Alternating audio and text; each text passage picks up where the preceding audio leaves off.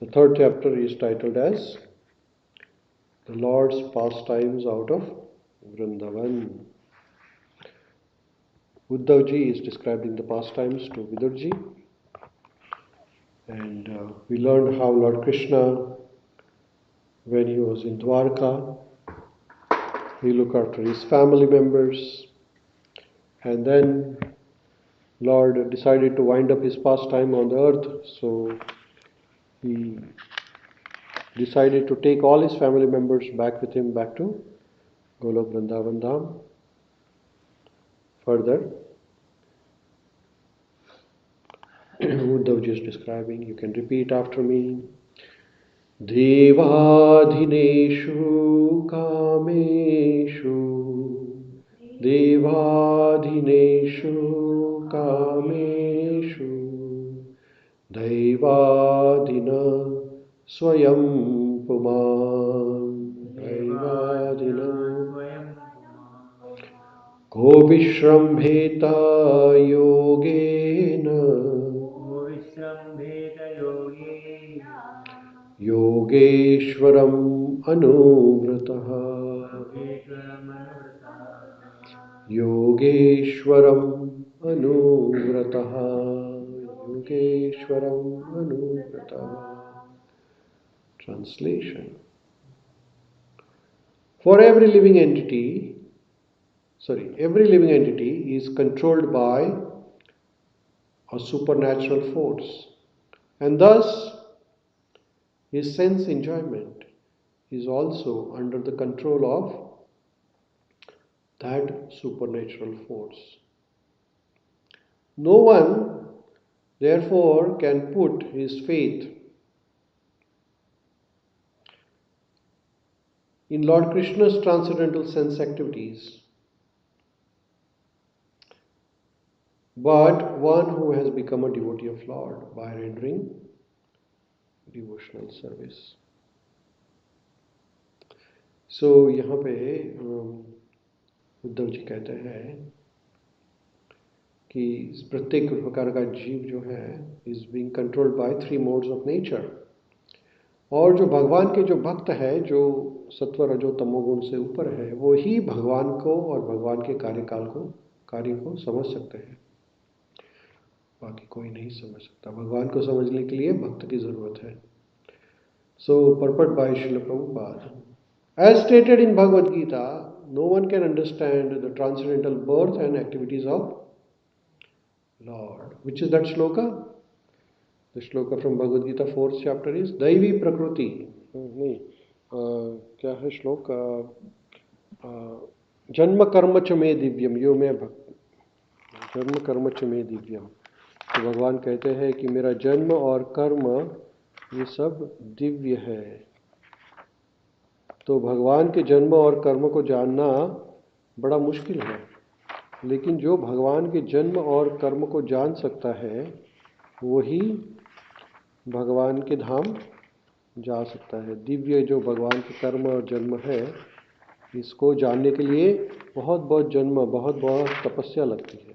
After that we can know Lord Krishna as it is. भगवान कहते हैं भगवद गीता 4th chapter 9 श्लोका, जन्म कर्म च मे दिव्यम एवं यो वेति तत्वतः त्यक्त्वा देह पुनर्जन्म नैति मामेति सो Arjun. One who knows the transcendental nature of my appearance and activities does not, upon leaving this body, take his birth again in this material world, but attains my eternal abode. तो भगवान और भगवान के कार्य को जानना बड़ा मुश्किल है, लेकिन भगवान के भक्त ही जान सकते हैं। जैसे कि some people may not understand how can Krishna lift a Govardhan hill on his little finger, because भगवान का कार्य क्या है? दिव्य है, it is transcendental.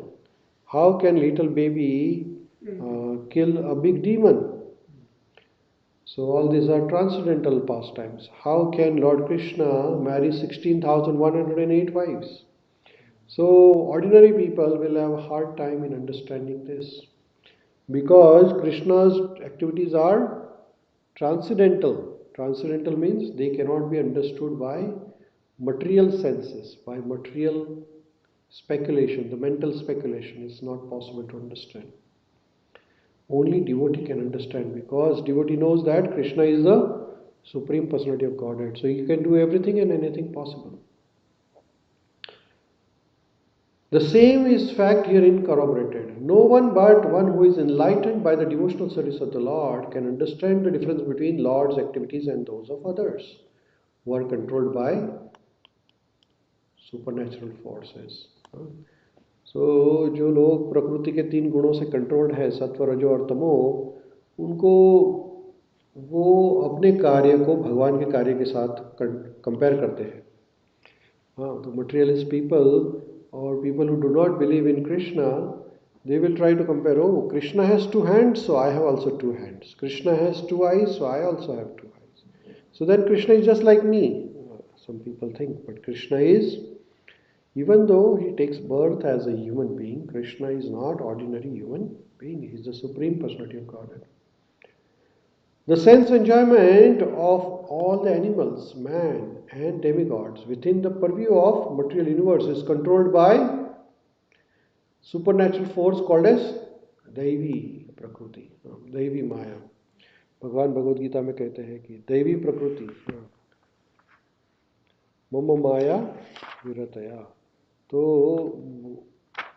मम माया दुरतया यानी क्या? तो भगवान की जो प्रकृति है, भगवान की जो माया है, इसको ओवरकम करना, it is very difficult to overcome 3 modes of nature unless and until we are blessed by Krishna and guru. No one is independent of obtaining sense enjoyment, and therefore everyone in the material world is after sense enjoyment. सब लोग को क्या चाहिए? इंद्रिय सुख.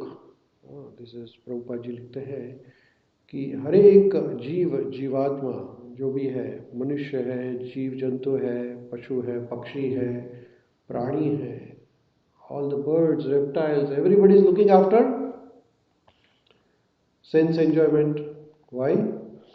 Because everybody, all the living entities, they think that senses are the source of enjoyment. The persons who are themselves under the control of supernatural power cannot believe that Lord Krishna is not under any control beyond himself in the matter of sense enjoyment. They cannot understand that his senses are transcendental. So Lord Krishna, his body, his senses are not material, they are transcendental, which means that our senses deteriorate, our body deteriorates, but Krishna's body does not deteriorate. Krishna's body and the senses are transcendental. In Brahma Samhita, the Lord's senses are described as omnipotent. That is, with any sense he can perform the activities of other senses. This is very important. So, भगवान के जो आंखें हैं, तो वो तो देखने का काम तो करती है, लेकिन भगवान की आंखें खाने का भी काम कर सकती है. भगवान की जो इंद्रियां है वो ओमनीपोटेंट है, यानी क्या? तो वो सब कुछ कार्य कर सकती है. जैसे कि भगवान कभी देखते हैं तो कोई मृत व्यक्ति भी जीवित हो सकता है, या जीवित व्यक्ति भी मृत हो जाता है. तो ये भगवान की जो इंद्रिया है वो ओमनीपोटेंट है, यानी क्या? तो सर्व कार्यक्षम है. कोई भी कार्य भगवान की इंद्रिया कर सकते हैं. जैसे कि हम भगवान को ऑफरिंग करते हैं, तो भगवान कैसे प्रसाद लेते हैं? आँखों से प्रसाद लेते हैं. देखने के मात्र से ही वो भगवान संतुष्ट हो जाते हैं. तो भगवान को खाने की ज़रूरत नहीं है संतुष्ट होने के लिए, जैसे कि हमें पेट भरने के लिए खाना पड़ता है. लेकिन भगवान की इंद्रिया क्या लिखा है यहाँ पे? With any sense he can perform the activities of other senses. तो देखने से वो खा सकते हैं, देखने से वो जीवित कर सकते हैं, किसी को जीवन दे सकते हैं. तो भगवान की दृष्टि मात्र से सब कुछ हो सकता है. One who has limited senses cannot believe that Lord can eat by his transcendental power of hearing and can perform the act of sex simply by seeing. The controlled living entities cannot even dream of such activities in his conditional life. तो हम ये सोच भी नहीं सकते, हमारे मन में विचार भी नहीं आ सकता कि हम आँख से किसको जीवन दे सकते हैं. यूजुअली तो जीवन देने की विधि में मेल एंड फीमेल साथ में आते हैं, and then they give rise to a child goes into the baby goes into the womb of the mother and then grows and then comes out and then. But in the case of spiritual sense, you don't need that. Krishna can produce everyone just by vision. The controlled living entity cannot even dream of such sense activities in his conditional life. But simply by activities of bhakti yoga, he can understand that Lord and his activities are always transcendental. Lord's activities are transcendental, which means that sometimes it is very difficult to perceive Lord's activities with the material senses. As the Lord says in Bhagavad Gita 18.55, Bhaktya mam vijanati yavan yaschashmi tatvatah. One cannot know even a fraction of the activities of Lord if he is not a pure devotee of Lord. तो भगवान को समझना बड़ा मुश्किल है.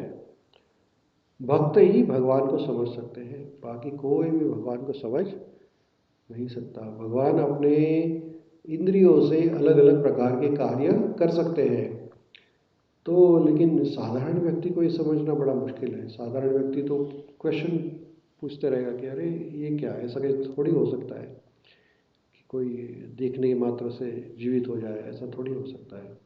या आँख से कोई खाना खा सकता है, ऐसा नहीं हो सकता. लेकिन भगवान सब कुछ कर सकते हैं. भगवान के लिए कोई नियम लागू नहीं पड़ते हैं. तो ऐसा कहते हैं कि दैव अधीनेषु कामेषु दैवधीन स्वयं पुमान को विश्रम्भेता योगेन योगेश्वर अनुवर्तत. तो ये हमारे भगवान जो है योगेश्वर है, योगियों के ईश्वर है. तो योगी कभी कभी अचरज कार्य कर सकते हैं. लोग योगी हवा में से भस्म निकालते हैं, योगी कोई पानी के ऊपर चल सकते हैं, हवा में चल सकते हैं, योगी अपना जमीन से ऊपर भी चलते हैं. योगी कुछ भी कर सकते हैं क्योंकि उनमें योग शक्ति है. तो ये योग शक्ति अगर से योगी इतना सारा कर सकते हैं, तो क्या योग शक्ति के अधिष्ठाता योगेश्वर, तत्र योगेश्वर कृष्ण, भगवान हमारे योगेश्वर है. तो अगर योगी साधारण तो ऐसा कुछ कर सकता है, तो हमारे भगवान क्या कुछ नहीं कर सकते, जो योगियों के भी ईश्वर है. जैसे कि आप कुंभ में जाएंगे तो वहाँ पे अनेक प्रकार के योगी रहते हैं. एक बार मैं कुंभ मेले में गया था, प्रयाग में था कुंभ, तो वहाँ देखा हमने कि योगी भयानक तपस्या कर रहे थे. कुछ योगी उल्टे खड़े थे ऐसे सर के ऊपर, कुछ योगी एक पैर के ऊपर, कुछ योगी अपना मुंडक सब जमीन में डाल दिया था. तो ऐसे अलग अलग योगी देख के मैं तो अतरज बहुत हैरान हो गया कि कैसे करते रहेंगे ये. लेकिन अगर ये योगी इतना सारा कुछ कर सकते हैं, तो हमारे भगवान क्या कुछ नहीं कर सकते. कुछ योगी बिना कोई कपड़े पूरा साल भर रहते हैं. योग से सेंस कंट्रोल हो सकता है, मन कंट्रोल कर सकते हैं वो. नहीं, जो कुछ योगी है उनमें बहुत पावर रहती है, इतनी पावर कि आप सोच नहीं सकते. योगियों के पास खतरनाक पावर रहता है. जो योगी थे वहाँ पे, वो कोई भी कपड़ा नहीं शरीर के ऊपर, ठंडे पानी में जा रहे थे और घूम रहे थे, ऐसे ही सो रहे थे, उठ रहे थे. तो बड़ा मुश्किल कार्य है ऐसे रहना. नहीं तो योगी में इतनी ताकत है तो भगवान में कितनी हो सकती है. भगवान योगियों के भी अधिष्ठाता है, योगेश्वर है. तो इसलिए हम भौतिक चीज़ों से भगवान को नहीं समझ सकते. भगवान की जो शक्ति है वो अनगिनत है.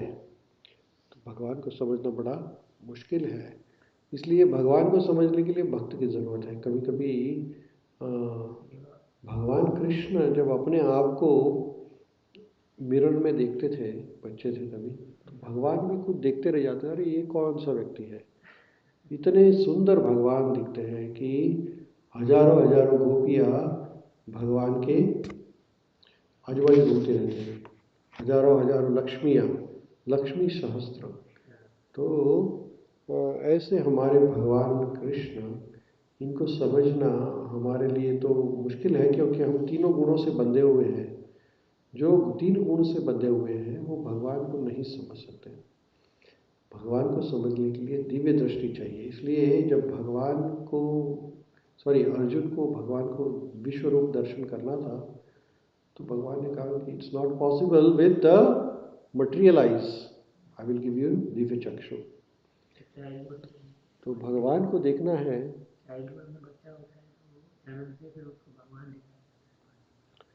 भगवान दिखा, हाँ, बच्चों को तो थोड़ी समझ कम ही रहती है, लेकिन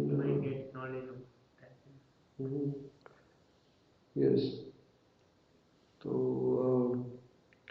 so when we are above the three modes of nature, then only we can understand Krishna. वो यहाँ पे बताया